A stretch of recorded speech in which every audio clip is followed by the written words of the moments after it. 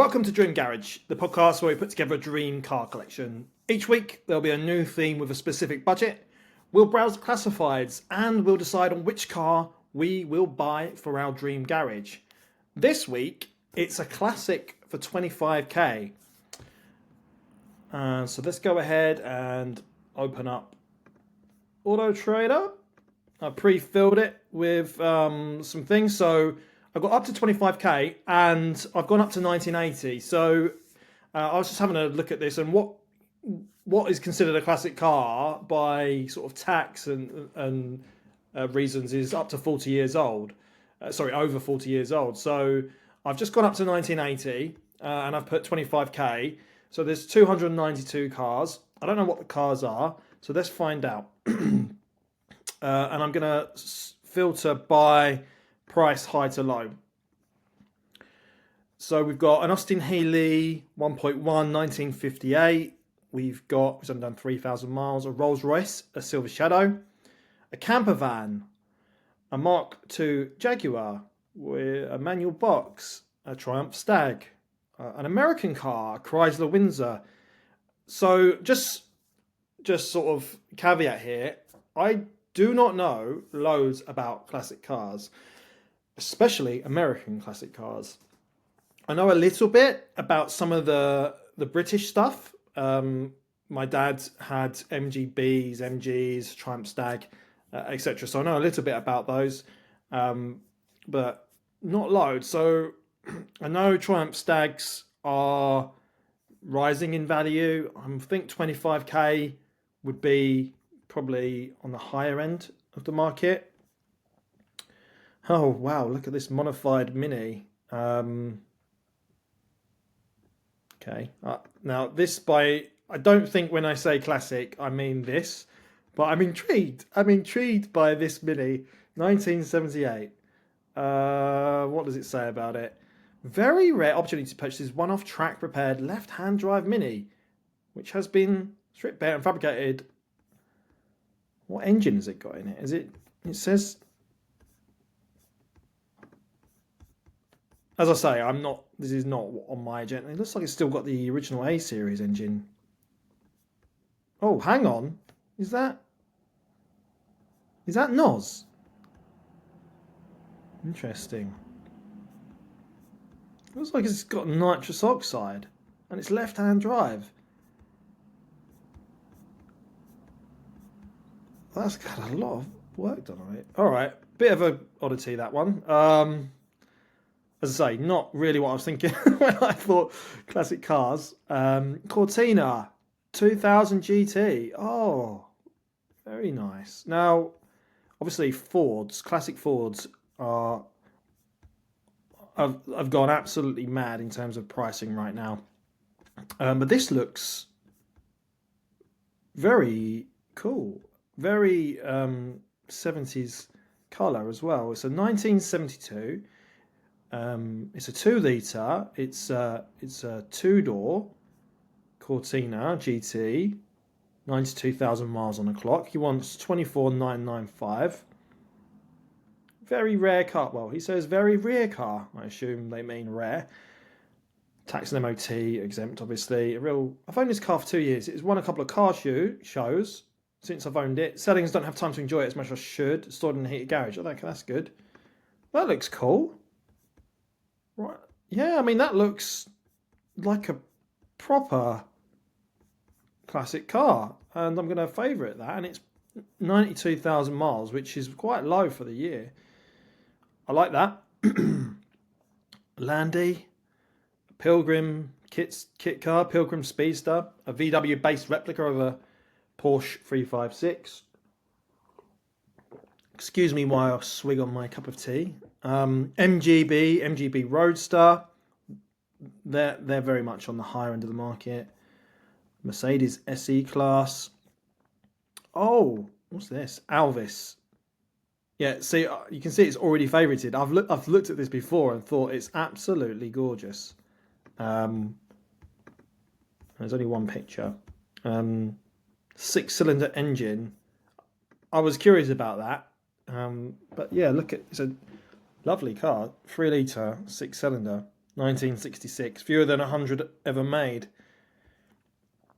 Rolls-Royce, Silver Shadow. Not what I'm thinking. Not what I'm thinking.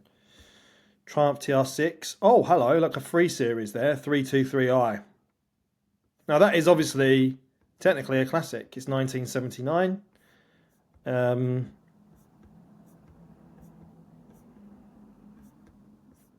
I was thinking of something a bit older. I'll be honest with you. I was thinking a little bit older than that. TR6. These are cool. I like those. Same ownership for 50 years. Wow. 72k from new. Chassis up rebuild 1998. Mohair hood and tonneau cover. Split lip. Split zip, sorry. Leather trim roll bar. Connolly high trim. KNF. Okay. That looks nice. He's had it for 50 years, so it's clearly been well loved. And I'm going to favourite that as well. Or save it, should I say. An old MG, 1951.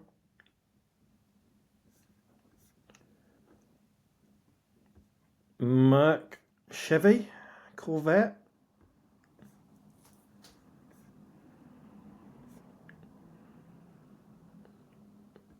These Mercedes, look. What we reckon? A manual Corvette Stingray.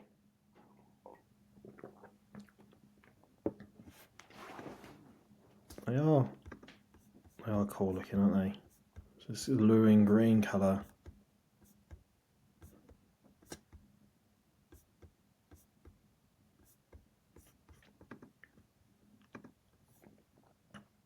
I'm on the fence with that. It's not that I don't like it. I don't know. It's just not what I had in mind for some reason. Landy. Mustang. There's a couple of Mustangs here. Okay, so they're both 65s. So that's the 289, 4.7 V8. This one's done just under 21,000 miles. It's a kind of dark green colour. It's not a fastback. It's an auto. Obviously, bet it'll be an import because they didn't officially import them to the UK, so it's a left-hand drive. There's another sort of red one, which is done higher mileage. Another auto box. White wall tyres, black leather. They both got black leather interior. That's done 88,000. This one has had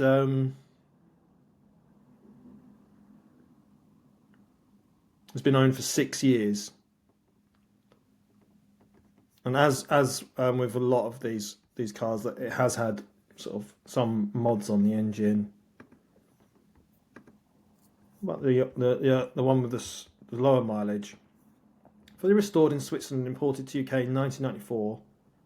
Only 20,000 kilometres from restoration in 30 years. Full service history. I mean, I know these cars don't get used much, but 20,000 miles in 30 years. That's what? 600 miles, 500 miles. Well, I suppose, yeah. See how that happens. A Woody. Oh, it's a Woody conversion of a Morris Minor. Austin Healey Sprite. Now we're getting into the sort of sub 20k domain, which is interesting to me because there's actually not that many cars available in this price bracket for that age. A Mini 1275 GT, a Thunderbird. Ooh, 6.4. That's cool. 1960s T-Bird in a nice light pink colour. That is a cool car. It's like a light pink with a blue leather interior. It looks clean. What are they saying about it? So it says 4.2 thousand miles, 4,200 miles. That can't be right. Beautiful example in cream with, it's a cream, it's pink, with blue leather interior, good history file, including original manuals, highly original and factory correct, with upgraded chromed rims, recent upgrade to alternator to improve reliability, runs well and very smooth to drive. Great example of these 60s American design icons. Yeah, I think they are design icons, the T-Birds. First registered in 1962 and then brought over to the UK and registered in 2017. 2 keepers in the UK. Current owners had it since May 2022. They've put the VIN number on here. Obviously, if people want to check out further information about that. It's got no MOT, but it expired 2023 with no advisories. The vendor believes that this car has covered 104,000 miles from new, but this is not verifiable. That probably makes sense, doesn't it? Not 4,000. BMW 2000. Was this a new class? Yeah. 1972. Excuse me. Firebird 4.9. 1977. Muscle car. Proper muscle car. RX-7. 928. 928 Porsche.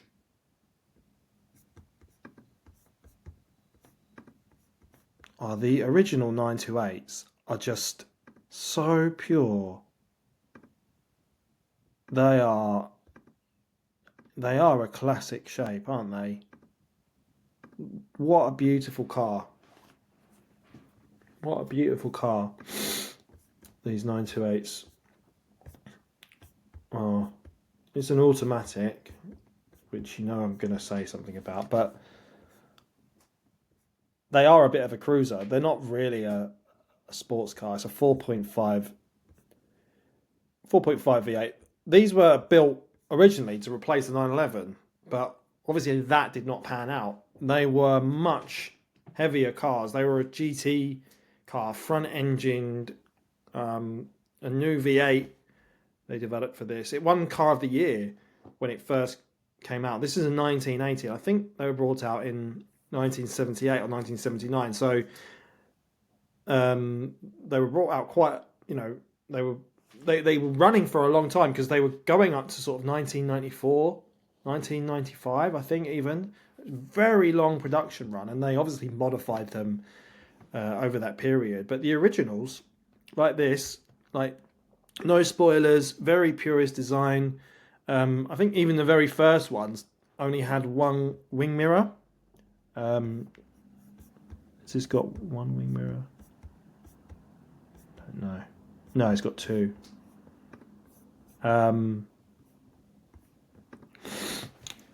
Yeah, it is a first gen. First registered in 1980. Bought this car in 2007.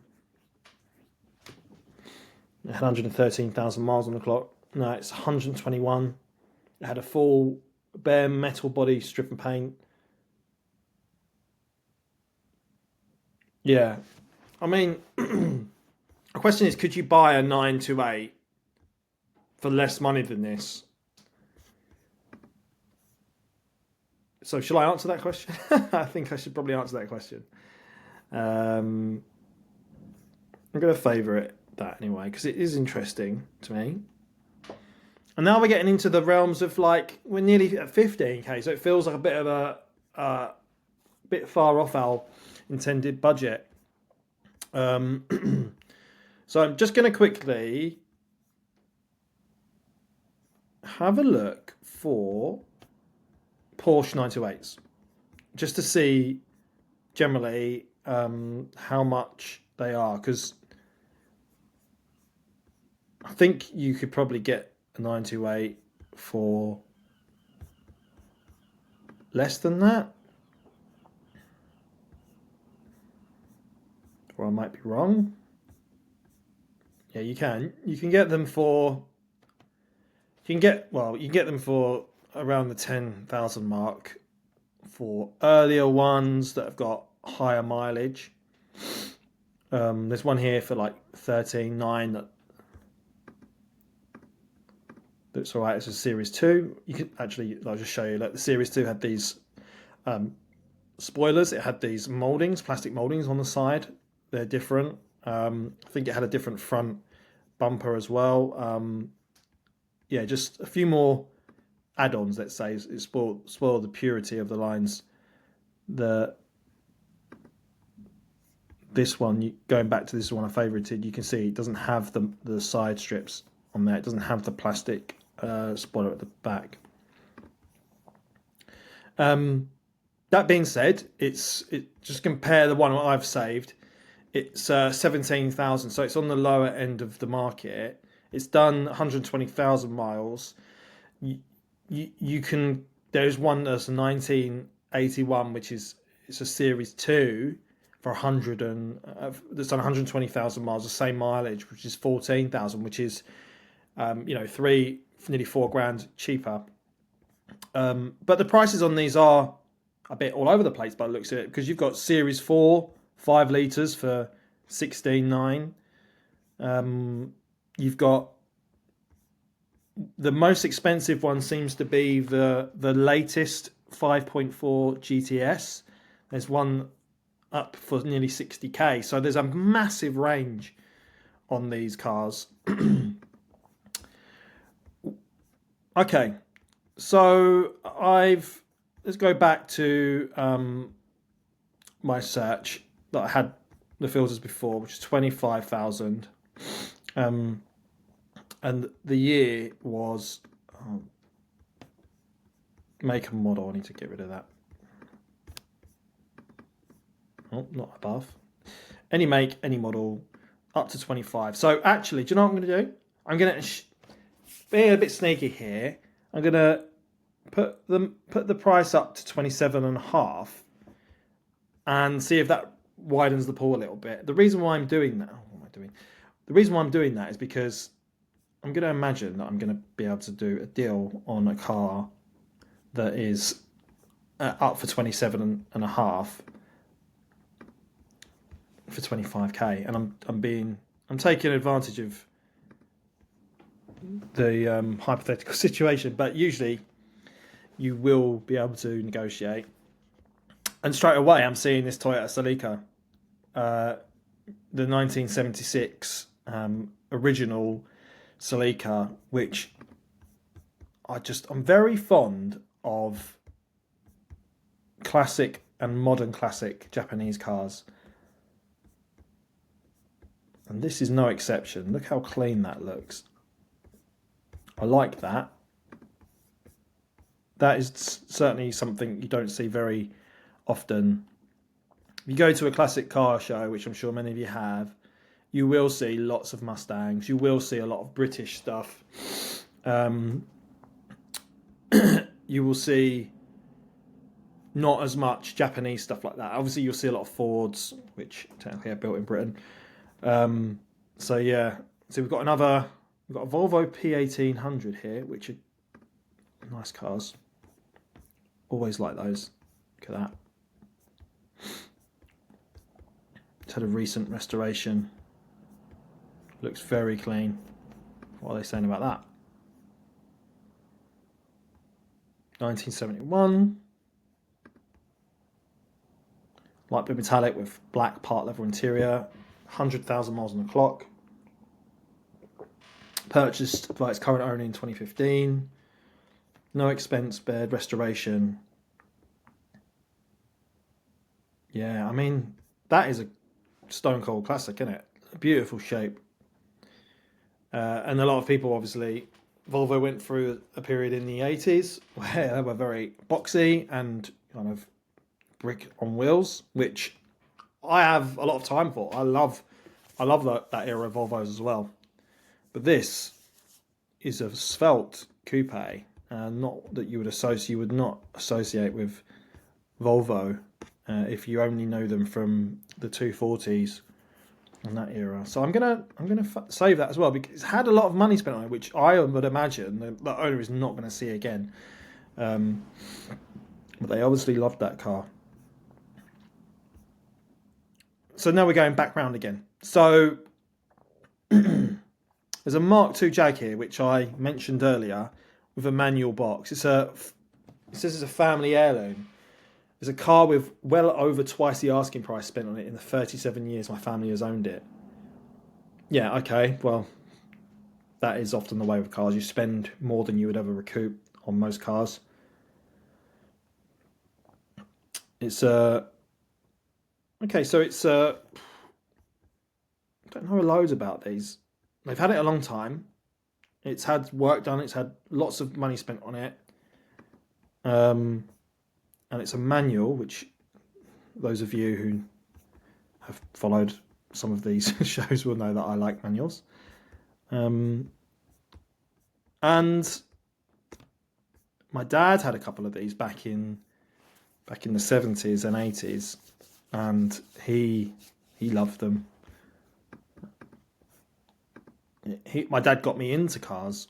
In fact, it was a Triumph Stag, which we see on the screen now, a blue one that he had, which was the car that made me fall in love with cars. The smell of the petrol, the leather, the wood, the sound of the engine, just intoxicated me in more ways than one, probably the fumes. Okay, so what I'm going to do is I'm going to just go through the ones that we've saved and try and narrow it down and make a decision. So we've got a Mark II Jaguar 3.4 manual. They want 25k for it. We've got a Volvo P1800, which has done 100,000 miles, 1971. They want 26,450. We've got a 1976 Celica 1.6, 83,000 miles. They want 27.5. Again, they will probably negotiate at the price point at 25. We've got a Porsche 928 Series 1 with 121,000 miles, automatic. They want 17,750. We've got a Triumph TR6, 72,000 miles on the clock. That's up for 23,000, and a two-door Cortina 2-litre GT, 1972 2-litre. They want 92. That's done 92,000. They want 24,995. So the cars that jump out at me then, or let's just talk about the cars that are falling away a little bit for me. The Triumph TR6. We've done a sports car already. A two-door soft top sports car. We got the Boxster.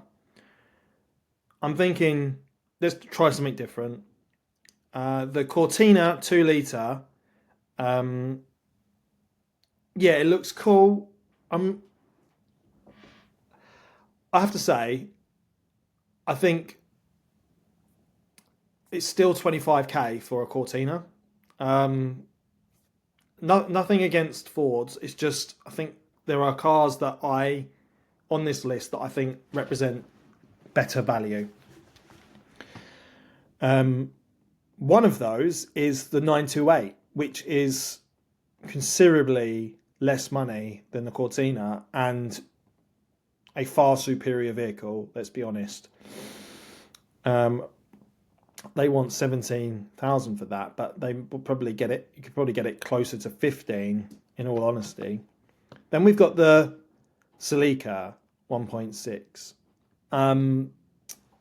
That's a coupe, and I know we've done a 90s coupe, and I've just said, look, I'm going to get rid of the TR6 because I've done a sports car. But what is my argument here?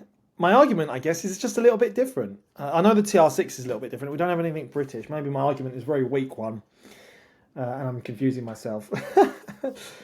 I just like the Celica, to be honest. I think that's the argument. I like the Celica. As I said earlier, I've got a bit of a soft spot for Japanese, classic and modern classic Japanese cars. The P1800, again, I've always liked those. And the Mark II Jaguar is like a British institution, isn't it? Okay, so going back to one of the things I did say about the Celica is when you go to, you want something a little bit different, I think. You want something interesting. When you go to classic car shows, you will see your British cars. You will see Mark II Jaguars. You will see lots of Fords. You will see probably Cortina in some shape or form, even though the two-door ones are rarer. You will not see many Celicas of this era.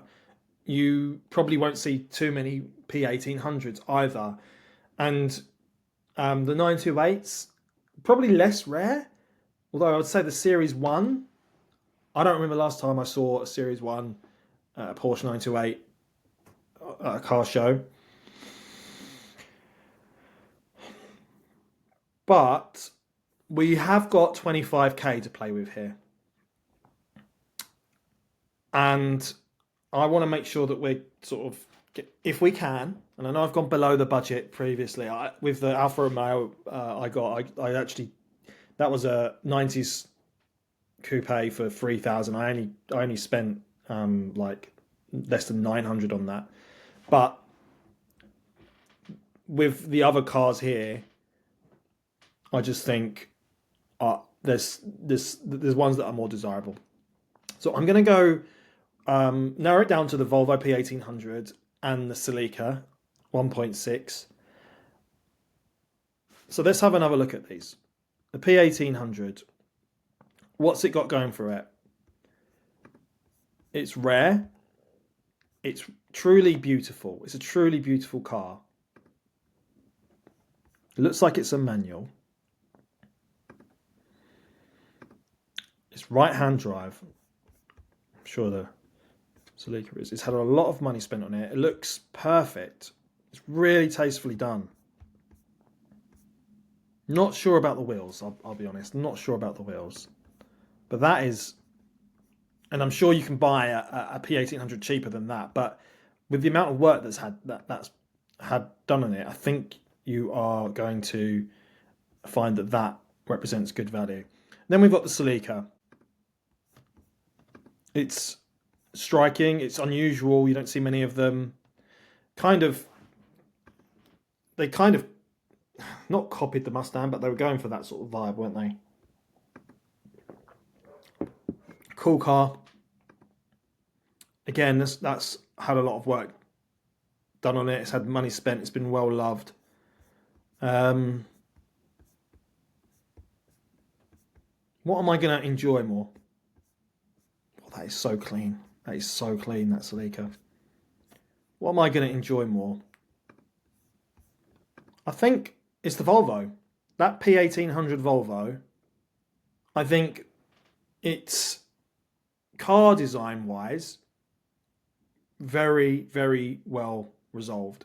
I think that's a really nice shape. Look at the shape of the window, the little fins. Yeah, so that's my decision. It's the Volvo P1800, and although it's up for 26,450, it's at a dealer, but I'm sure we can shake hands at 25,000. So that's my choice, the Volvo P1800. Do you agree with that choice? Would you have chosen something else? Let me know in the comments.